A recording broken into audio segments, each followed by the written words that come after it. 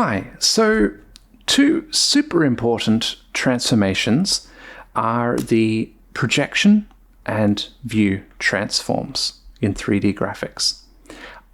I think I've tried to explain these a few times, but I never really gave what I would consider a satisfactory explanation. So here it is now. This is the canonical, conclusive explanation.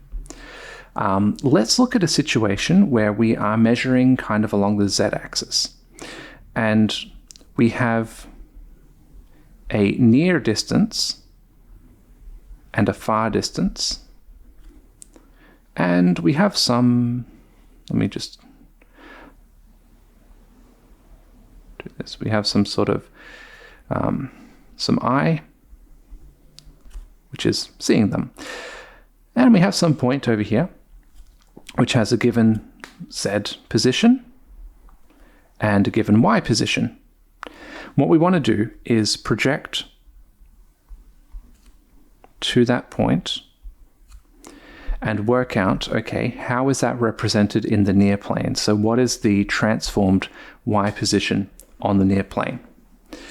Well, if we look here, we have two triangles. We have this little triangle and this larger triangle, and they are both similar, which means these proportions will be equal to each other. We have the height, y dash, over the length from the origin to the near. This proportion is equal to y over z. Okay, so rearranging this to solve for y dash, we have the near times the y divided by the z. But we're trying to do a linear transformation, so we can't really set z as anything. What we'll do instead is we'll do a transformation and we'll store the near times the y and we'll store the z separately, and then we will divide. By the way, exactly the same thing happens for x dash. So we have the near times the x. Okay, so let's set this up. We want some sort of 4x4 transformation times x, y, z, and 1 is our input. And here's what we want to get. We want to get x dash, y dash, z dash, and z. And what we're doing is we're storing the depth of the pixel into the fourth element, so that we can then divide through in the end. This is called perspective division. Okay, so as we found here, x dash should be near times x, and y dash should be near times y. And so we'll take near times x and nothing else, and near times y and nothing else, and that will be these two. Okay, now to get z here, we'll get nothing times x, nothing times y, 1 times z, and nothing times 1. Okay, now the thing is, this is a little bit tricky. I want to put a number here so that when I divide it by z, I'm left with z. So I kind of want this. I kind of want z squared so that when I divide out, I'm just left with z. So what we'll do is obviously x and y will not have anything to do with that. Our free parameters are these two, and I'm going to put in some unknown coefficients. So if I look at the equation z squared, it looks like a parabola. And this is a linear transformation involving something times z and something times 1. So we've kind of got, we're approximating a parabola with a linear transformation. And what I'm going to do is we also have two constant values for z, which is the near value and the far value. So we're going to approximate our z squared between 2 points with a linear model. Okay, So the model that we're approximating is a times z plus b equals z squared. We're going to take 2 points here. We're going to take a times near plus b equals near squared. A times far plus b equals far squared. Okay, so as we can see here, we can subtract these two equations from each other to cancel out the b's, because our goal is to solve for the coefficients a and b.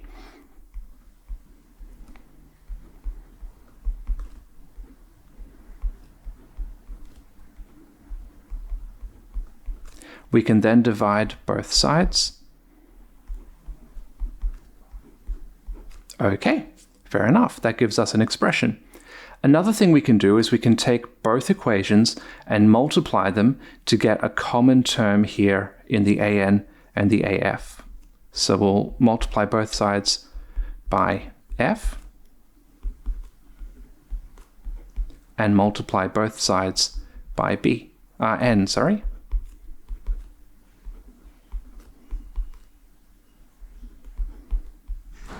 Then subtracting both sides will now eliminate the a and f term.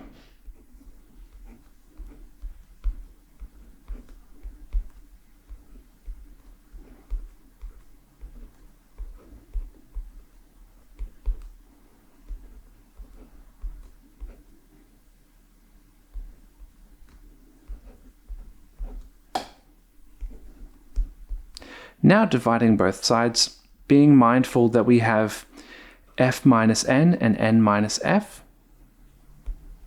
So we kind of reverse sign, and we have b equals negative nf.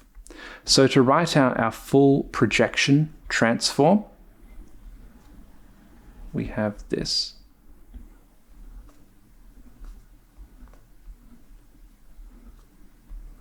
So a is n plus f, b is negative nf, and we have that 0 there. All right, so here we are in a project.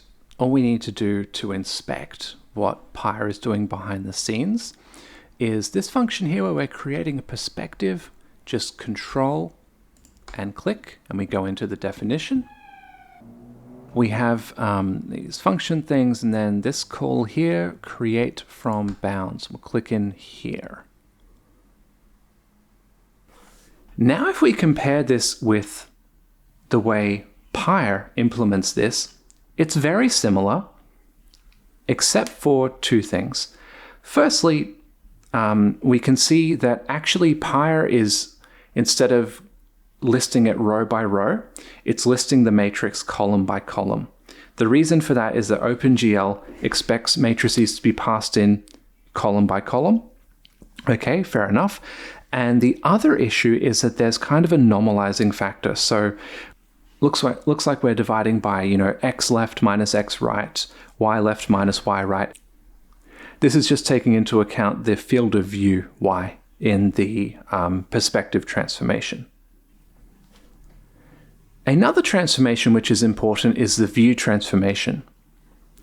If we look here, we see that we have model coordinates, which is just everything out there in the world, and then view coordinates, and finally projection coordinates. Now for the view coordinates, what we do is the camera is fixed at the origin, at the center.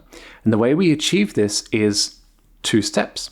Firstly, we subtract every position. From every position, we subtract the camera's position. This sets it up so the camera is fixed in position at the origin and everything moves around the camera. And secondly, we rotate the world opposite to the camera. Okay, so imagine a transformation, we'll call this M, which takes a point and puts it out from view space out into the world. What we would do is we would start in view space, rotate something opposite to the camera, and then translate it, shoot it out away from the camera. To get the view transform, we'll take the inverse of this.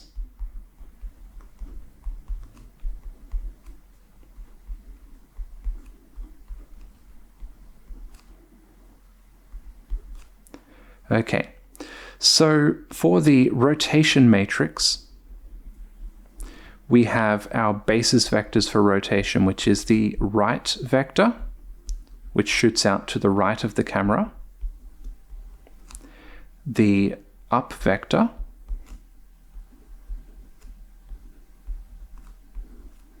and the forwards vector.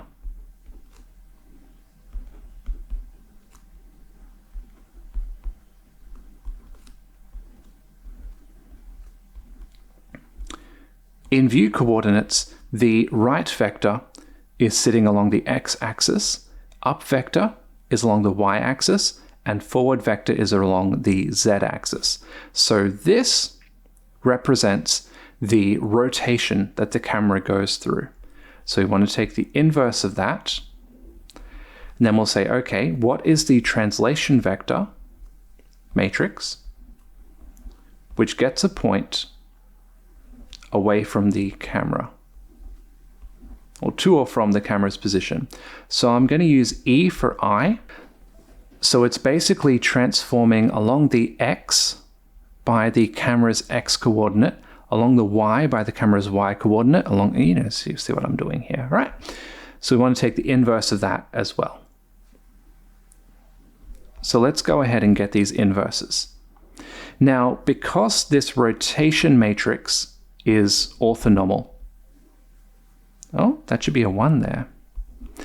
Because this is orthonormal, in other words, each of these vectors are orthogonal to each other and they have length 1, its inverse is equal to the transpose of it. So we'll just transpose the matrix.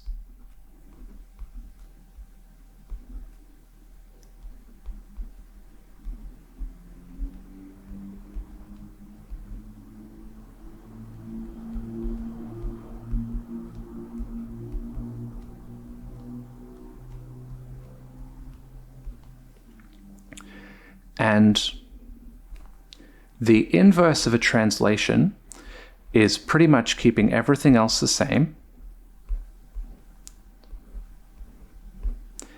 and taking the negative of the position, right? The inverse of a translation is translating the same direction backwards.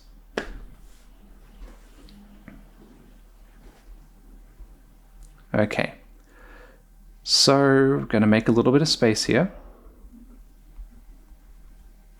And when we rotate when we multiply these matrices, we have, well, because the upper 3 by 3 is the identity, and also we can work this out, right? So we have Rx times 0, R times 1, that, okay. Ry times 0, 1, so 0 times Rx, 1 times. I remember matrix multiplication. Long story short, these stay the same.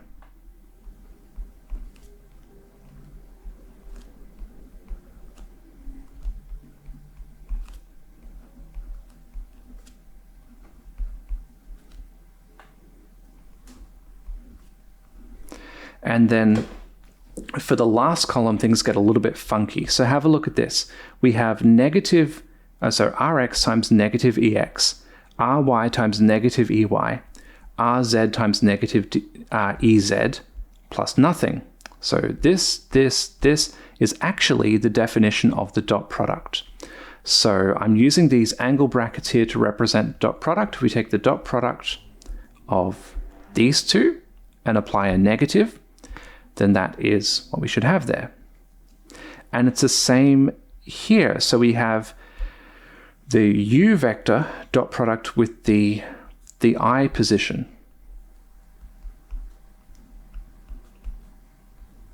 That should be I, being the whole vector, not just the x component. And then here we have the forwards vector dot with the I vector.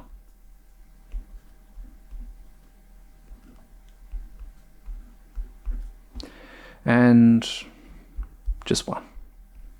So if we compare this with Pyre's implementation, it's very similar. Again, just the rows are switched out with the columns because that's how OpenGL likes it. And then there's one final step, and that is that the third row has all been negated. I believe this has to do with the right-hand rule, the fact that positive Z is actually behind the camera, but we want to flip that around to put it in front of the camera. Anyway, so that's it. That's a definitive explanation of projection and view transforms. Hopefully you enjoyed that.